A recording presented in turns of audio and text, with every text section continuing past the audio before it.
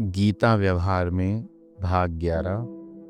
न तद्भासते सूर्यो न शशांको न पावकः यद्गत्वा न निवर्तन्ते तद्धाम परमं मम। 15वां अध्याय 6ठा श्लोक।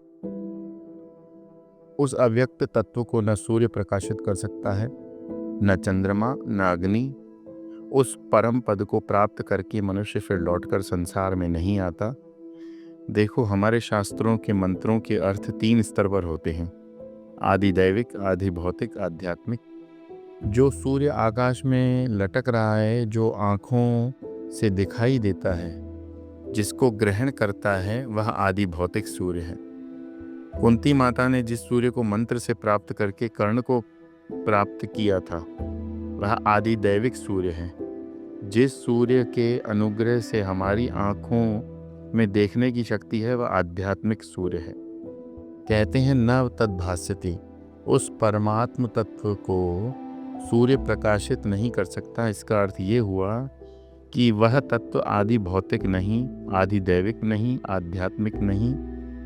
इस तत्व को केनोपनिषद में कहते हैं न तत्र चक्षुर गच्छति न वाग गच्छति न मनो न विद्यो न विजानीमो यथै तदनुशिष्यानन्यदेव तद्विदिदा तथो अविदितादधि इति शुश्रूम पूर्वेशां ये नस्तत्वया चचक्षिरे। केनोपनिषद 1.3 प्रथम वल्ली 3रा श्लोक। उस तत्व को पहचानने के लिए न तो हमारी ज्ञानेंद्रियां काम कर सकती हैं, न उसको कर्मेंद्रियां ग्रहण करती हैं, न अपने मन से टटोल सकते हैं, न बुद्धि से पहचान सकते हैं। जैसे बिजली के प्रकाश से हम सबको प्रकाशित करते हैं, लेकिन इस बिजली के प्रकाश में कैसी दिखती है, वो कभी किसी ने नहीं देखा। ये संभव ही नहीं। इसी प्रकार से हम आँखों से पूरी दुनिया को देख सकते हैं, लेकिन आँखों से स्वयं को कभी नहीं देख सकते। इसलिए न तद्भास्यते सूर्यो, सूर्य उसको प्रकाशित नहीं कर सकता, अर्थात वह परम तत्व इंद्रियों का विषय नहीं। तो साधना क्या हुई? अपनी इंद्रियों पर 100% नियंत्रण रखना। न शशांको, चंद्रमा मन का अधिष्ठात्री देवता है। इसका अर्थ यह है कि मन भी उस परम तत्व को पकड़ नहीं सकता। मन केवल वहीं जा सकता है जिसके बारे में हमको थोड़ी जानकारी हो। जिस परमात्मा को हमने जाना ही नहीं, उसके बारे में क्या हम सोच सकते हैं? हम तो कल्पना के साम्राज्य में रहते हैं महाराज। परमात्मा कल्पना नहीं, वास्तविकता है। न पावक है, पावक अर्थ अग्नि, जो हमारी वाणी की अधिष्ठात्री देवता है। यह परमात्म तत्व वाणी से नहीं बोला जा सकता। तीनों बातें हो गईं। जो तत्व ज्ञानेंद्रियां, कर्मेंद्रियां, अंतःकरण से परे, वो अपना स्वरूप, उसे पहचानो। न तद्भास्यते न यद्गत्वा न निवर्तन्ते तद्धाम परमं मम। हमको अपने आप को एक ही बार ही पहचानना है। इस ज्ञान में कभी खोट नहीं आती।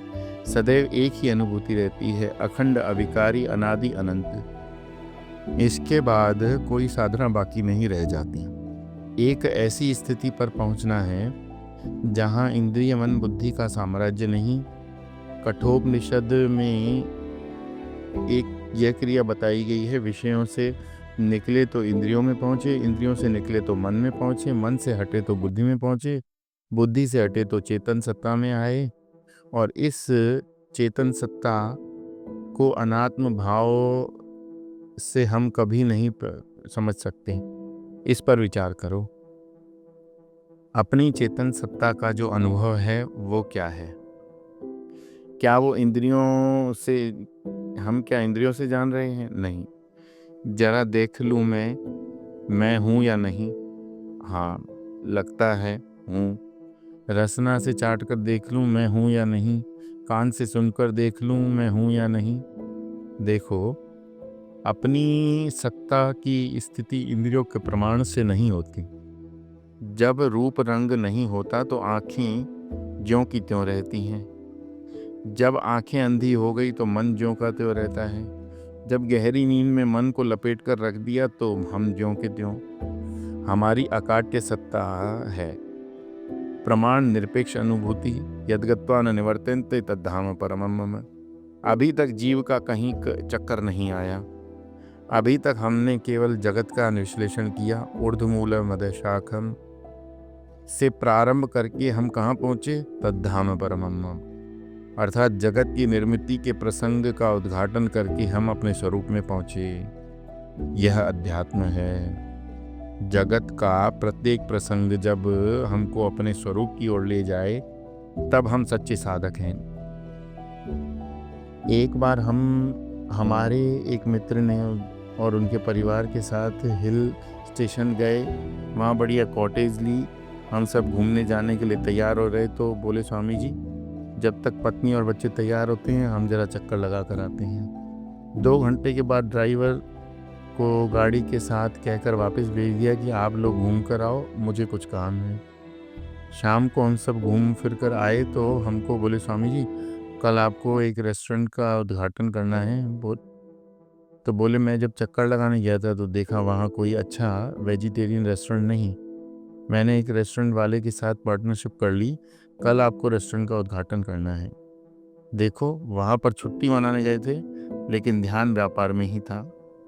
जैसे पैसा कमाने वाला पैसे के लिए समर्पित होता है, वैसे ही समर्पण यदि हमारा अपने स्वरूप के प्रति होगा तो जीवन का प्रत्येक क्षण समाधि का है। तद्धाम परमम, वह मेरा धाम है। एक बार इसको पहचान लिया तो फिर दुनिया का झमेला ऐसे जैसे नाटक चल रहा है। नाटक में सब होता है लेकिन होता कुछ नहीं। इसी प्रकार इस दुनिया में जो दिख रहा है वैसा कुछ नहीं होता। व्यक्ति को कितना अभिमान होता है, मैंने ये काम किया, मैंने वो किया। आज तक कितने आकर चले गए। प्रकृति में विकृति स्वाभाविक है। यह हमारा धाम नहीं हो सकता। परम धाम वही है जहाँ एक बार इसमें अपनी निष्ठा पक्की हो गई, फिर व्यक्ति दुनिया के जंजाल में नहीं फंसता। कैसे? पद्मपत्र में वाम भसा, जैसे कमल पानी में पैदा होता है, पानी में बढ़ता है, पानी में रहता है, लेकिन पानी उसे स्पर्श नहीं कर सकता। इसी प्रकार जीवन मुक्ति की मस्ती में रहना ही जीवन की परिपूर्णता है। यद्गत्वा न निवर्तन्ते तद्धाम परमम। इसके लिए कितना समय लगता है? उतना ही जितना एक पत्नी को स्त्री होने में। एक पत्नी को स्त्री होने के लिए कोई साधना नहीं करनी पड़ती, वह तो स्त्री है।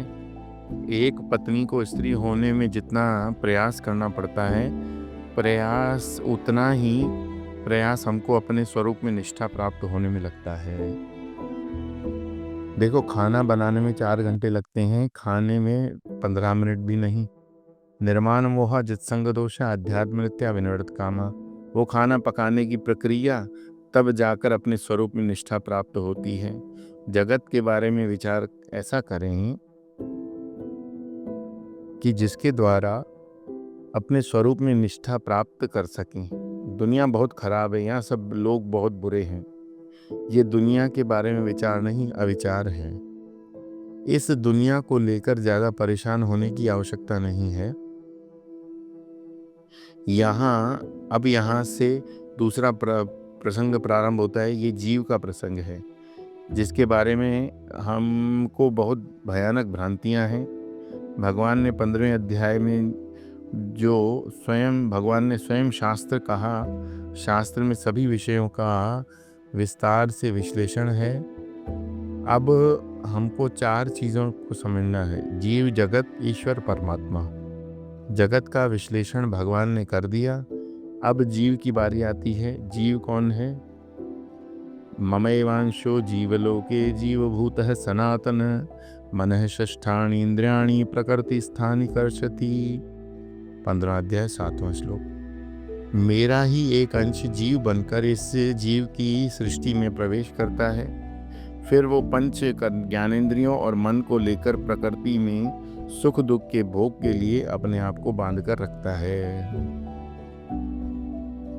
शरीरम यद्वाप्नोति यच्चाप्युत्क्रामतीश्वरः गृहीतवैतानि संयाति वायुर्गन्धानि वाशयात्। 15वां अध्याय 8वां श्लोक।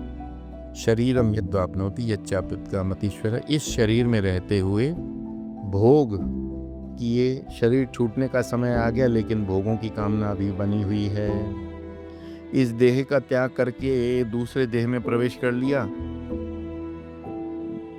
ग्रहीत वैतानि संयाति वायुर्गंधानि वाशयात। जैसे वायु जब सुगंध के स्थान में जाए तो उसको अपने साथ ले जाती है, दुर्गंध के स्थान में जाए तो दुर्गंध को अपने साथ ले जाती है, उसी प्रकार से इंद्रियां और मन को लेकर जीव एक देह से दूसरे देह में प्रवेश करता है।